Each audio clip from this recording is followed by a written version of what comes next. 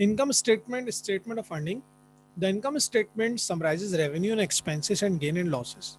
Ending with net income, it summarizes the result of operations for a particular period of time. Net income is included in relation in retained earning in the stockholder equity section of the balance sheet. This is necessary for the balance sheet to balance.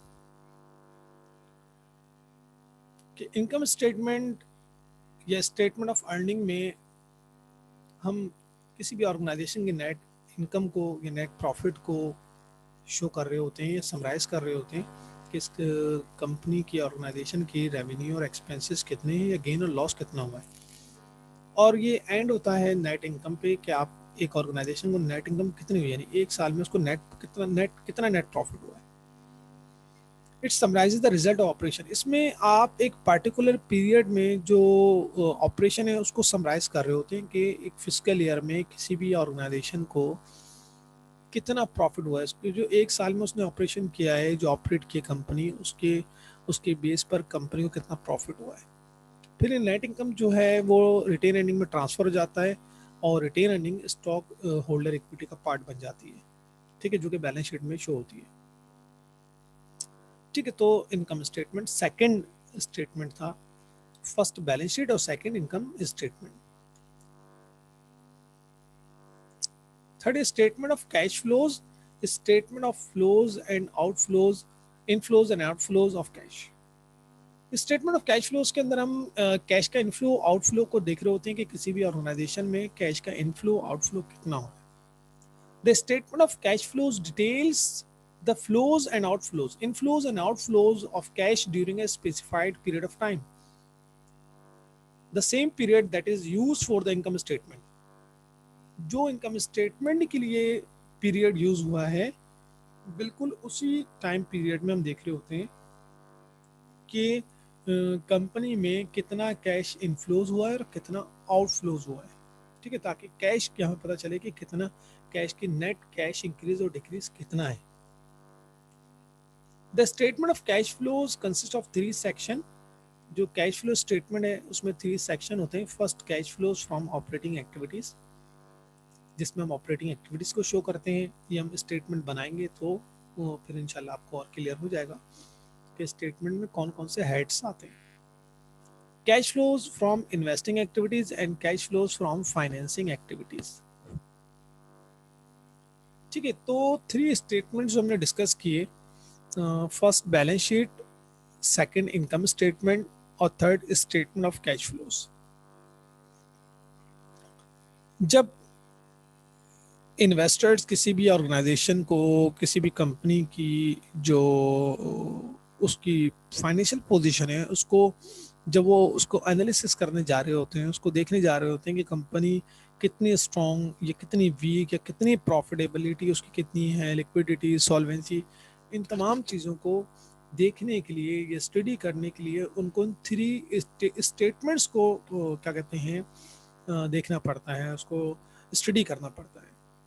Balance sheet, income statement और cash flows. इन तीनों statements को study करने के बाद किसी company की financial position clear होती है।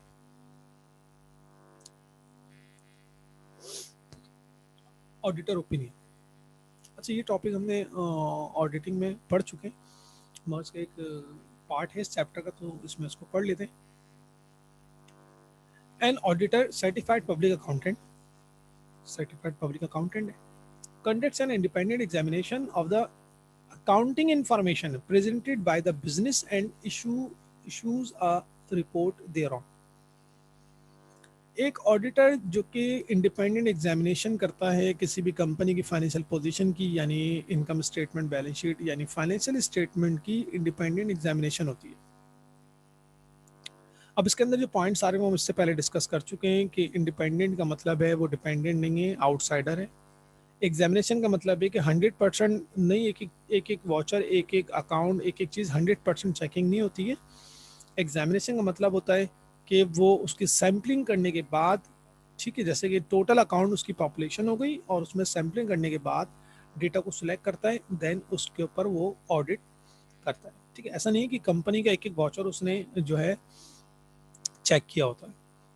ठीक है। तो एग्जामिनेशन का मतलब ये होता है कि उसमें जहाँ उसको लगता है कि यहाँ पर जो है चांस ऑफ एरर है, तो वो चीज़ उसको सिलेक्ट कर लेता है और देन उसके ऑडिट करता है ऑडिटर। ठीक है।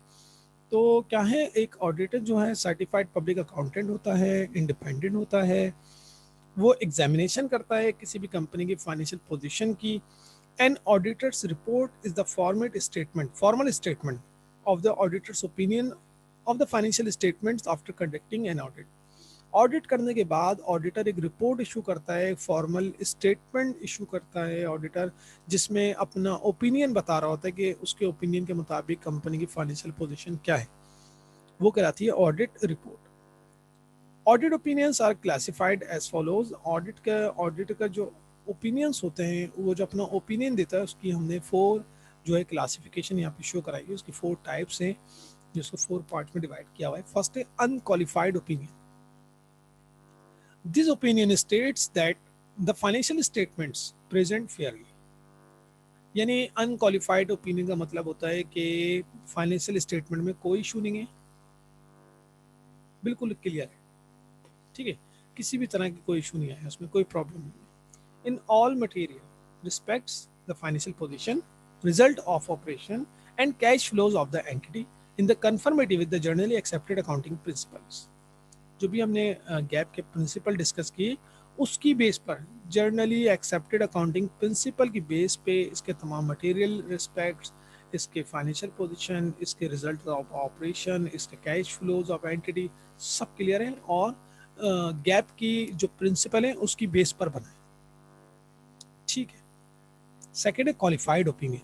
A qualified opinion states that except for the effect of the matters to which the qualification relates, the financial statements present fairly in all material respects. The financial position, results of operations and cash flows of the entity in conformity with generally accepted accounting principles. यानी qualified opinion में बताया जाता है कि organisation की जो क्या कहते हैं फाइनेंशियल पोजीशन है या फाइनेंशियल स्टेटमेंट है, उसमें कुछ पॉइंट्स यानी कुछ इश्यूज के साथ बाकी सब क्लियर है। क्वालिफाइड यानी कुछ मैटर में कुछ जगहों पर इश्यूज आ रहे हैं, except for the effects of the matters.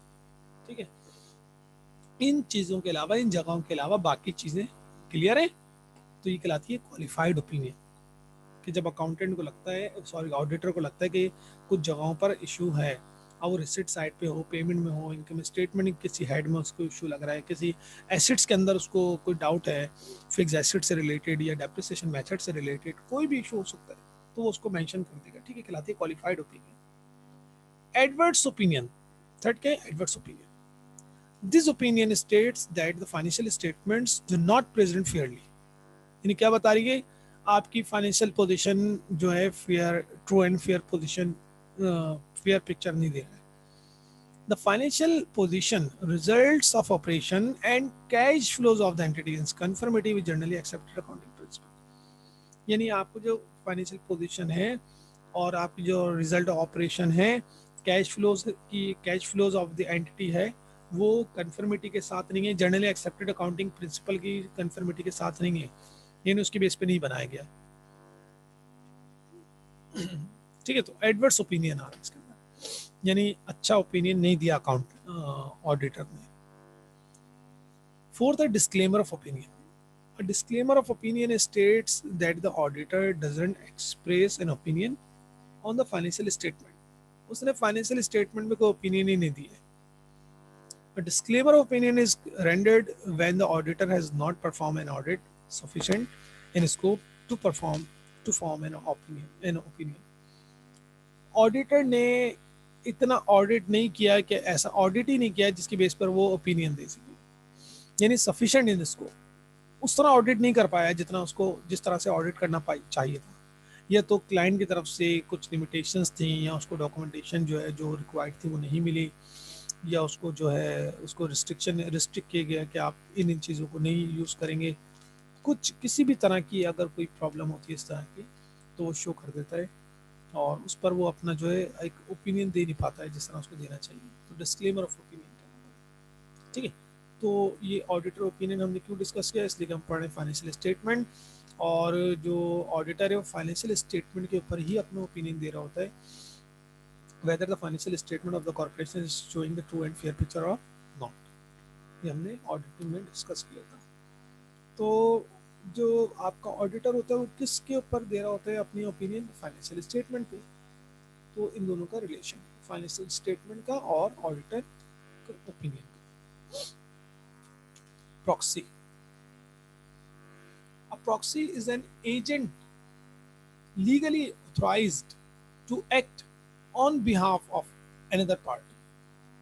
किसी दूसरी पार्टी या किसी दूसरे पर्सन की बेस पर एक शख्स को ऑथराइजेशन मिलती है कि आपको अथॉरिटी मिल गई है कि आप ये अमल अंजाम दे सकते हैं, किसी दूसरे की बेस पर आप ये काम कर सकते हैं। The proxy may also allow an investor to vote without being physically present at the annual shareholder meeting। Share meeting में प्रेजेंट हुए बगैर आप जो है अपना वोट कास्ट कर सकते हैं। किस तरह कि आपने प्रॉक्सी कर दिए, आपने अपने राइट्स किसी दूसरे शख्स को दे दिए, किसी दूसरे जो शेयर होल्डर उसको अपने राइट्स दे दिए, और वो आपके राइट्स को यूज करते हुए आपका वोट कास्ट कर देगा, इसलिए कि आप उधर फिजिकली मौजूद नहीं हैं, आप कहीं गए हुए हैं, आप मीटिंग अटेंड नहीं कर पाए किसी भी रीज़न से। तो आपने क्या किया, आपने किसी दूसरे को अपने राइट्स दे दिए और उसको बता दिया कि आपने ये वोट आपने देना है, ठीक है। तो जब आप अपने राइट्स किसी दूसरे को दे देते हैं और दूसरा आपके राइट्स की बेस पर वो काम कर रहा होता है, तो कहलाती है proxy. Ethics, individuals in financial positions must be able to recognize ethical issues and resolve them in an appropriate manner। Financial position की अगर हम बात करें, उसमें किसी भी इंडिविजुअल को, चाहे वो कोई भी हो, उसने एथिक्स जो हैं उसको सामने रखना है और उससे रिलेटेड जो प्रॉब्लम्स हैं उसको रिजॉल्व करना है एप्रोप्रिएट मैनर से, जो मुनासिब तरीका लगे उसकी बेस पर आपने प्रॉब्लम सॉल्व करनी है। Ethics affect all individuals from the financial clerk to the high level financial executive. अब वो क्लर्क हो या फिर वो कोई एग्जेक्टिव हो, कोई ऑनर हो, जनरल मैनेजर हो, कोई भी सुपीरियर पोस्ट रखता है, जो एथिक्स हैं उसको फॉलो करना पड़ेगा। Individuals make daily decisions based on their individual values. Individuals यानी एक शख्स, चाहे वो कोई भी हो, क्लर्क हो, वो एग्जेक्टिव हो या कोई भी हाई पोजीशन में बैठा हुआ शख्स हो, वो डेली बेसिस पर डिसीजन मेकिंग कर रहा होता है, और उसको चाहिए जब वो डिसीजन मेकिंग कर रहा है तो एथिक्स को ख्याल रखे, इसकी बेस पे फैसला करें, इसकी बेस पे डिसीजन मेकिंग करें, यानी कोई गलत काम ना हो, ठीक है, यानी कोई फ्रॉड ना हो, कोई मिस एप्रोप्रिएशन ना हो, ये क्लियर किए जा रहे हैं। Some companies and professional organizations have formulated a code of the ethics as a statement of aspiration and a standard of integrity beyond that required by law। यानी बहुत सारी ऑर्गेनाइजेशन ने क्या किया हुआ आज के दौर में कि उन्होंने जो है वो कोड ऑफ एथिक्स बनाए हुए, ठीक है। आपने ये कोड ऑफ एथिक्स बने हुए, इसकी बेस पर आपने जो है अपने जो अकाउंट से उसको प्रिपेयर करना है, इसकी बेस पर आपने ऑर्गेनाइजेशन को रन करना है, ठीक है। तो वो कोड ऑफ एथिक्स बनाए हुए which can be viewed as a minimum standard of ethics, जो कि हम कह सकते हैं मिनिमम स्टैंडर्ड ऑफ एथिक्स है, और इसको सबने फॉलो करना है। जब आप कंपनी को किसी ऑर्गेनाइजेशन में काम कर रहे हैं तो आपने, अगर अकाउंटेंट है तो आपने इन जो 8 पॉइंट्स यहाँ पे मेंशन किए हुए, इनको मिनिमम स्टैंडर्ड ऑफ एथिक्स है, इनको आपने फॉलो करना है। There are essential values can be considered central to relations between people। First is caring, कि आपने केयर करनी है बहुत ज़्यादा। फॉर एग्जाम्पल अगर आप अकाउंटेंट हैं तो आपने केयरिंग बनना है, आपको केयर करनी है, कुछ इधर उधर नहीं होना चाहिए, मिस नहीं होनी चाहिए, बहुत ज़्यादा हिफाजत करनी है उन चीज़ों की, ठीक है। ऑनेस्ट यानी ऑनेस्ट होना है, आपने ईमानदार होना है। जब आप अकाउंटेंट हैं किसी का ऑर्गेनाइजेशन के, कंपनी के, तो आपने एक तो केयरिंग करनी है, केयर करनी है, दूसरा ऑनेस्टी आपके अंदर होनी चाहिए, यानी ईमानदारी होनी चाहिए, आपने फ्रॉड नहीं करना है, मिस एप्रोप्रिएशन नहीं करनी है कैश की या मर्चेंडाइज की, ठीक है, बेईमानी नहीं करनी है। अकाउंटेबिलिटी यानी एहतिसाब होना चाहिए, चेक एंड बैलेंस होना चाहिए उस चीज़ का, कोई मिस्टेक नहीं होनी चाहिए।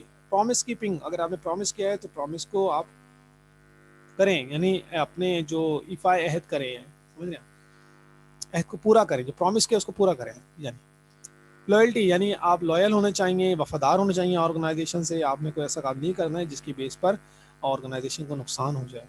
फेयरनेस, फेयर होने चाहिए, बिल्कुल स्ट्रेट क्लियर होने चाहिए, कुछ ढकी छुपी नहीं होनी चाहिए। ठीक है, अपने आप को आप फेयर रखें भाई, कोई गलत काम नहीं करना है। रिस्पेक्ट फॉर अदर्स, दूसरों की रिस्पेक्ट करनी है।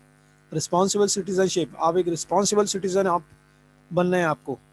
यानी एथिक्स का इधर ये बताया गया कि जब आप किसी भी ऑर्गेनाइजेशन के अंदर फाइनेंशियल पोजीशन पर हैं, चाहे आप क्लर्क हैं, चाहे आप हाई लेवल फाइनेंशियल एग्जीक्यूटिव हैं, चाहे कोई भी आपके पास ओहदा है, ठीक है, आपने कोड ऑफ एथिक्स जो बताए गए हैं उन एथिक्स को सामने रखना है। ठीक है, इन अखलाकियात के बेस पर आपको चलना है, कोई भी गलत काम नहीं करना है। आपको ईमानदार, आपके अंदर ईमानदारी होनी चाहिए, आप उसको केयर करें, उसकी केयरिंग होनी चाहिए। Accountability, promise keeping, loyalty, fairness, respect for others and responsible citizenship, ये तमाम चीज़ें आपके अंदर होनी चाहिए। तो जब इसकी बेस पर आप अकाउंट्स बनाएंगे, जब आप जो है जो रिसोर्सेज आपको दिए गए हैं जब आप उसको यूटिलाइज करेंगे तो फिर उसके अंदर फ्रॉड भी नहीं होगा। ठीक है, उसमें जो है मिस एप्रोप्रिएशन भी नहीं होगी, उसका मिस यूज़ भी नहीं होगा। तो ये कुछ एथिक्स बताए। यहाँ पे आपका सेकंड चैप्टर भी हो गया है,